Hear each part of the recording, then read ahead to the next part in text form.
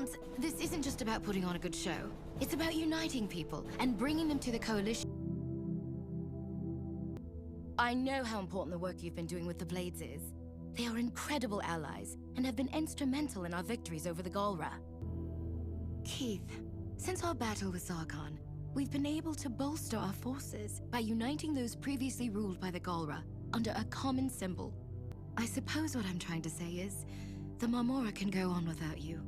They have for thousands of years. Voltron cannot.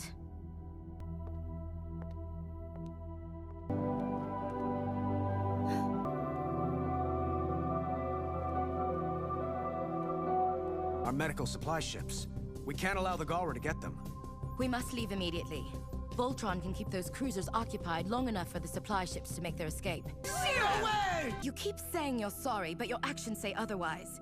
Do you realize that your absence put the team in jeopardy? I know you'll make us proud. You're right. Good luck. Hey, while you're out, will you look for some more Fluto beans?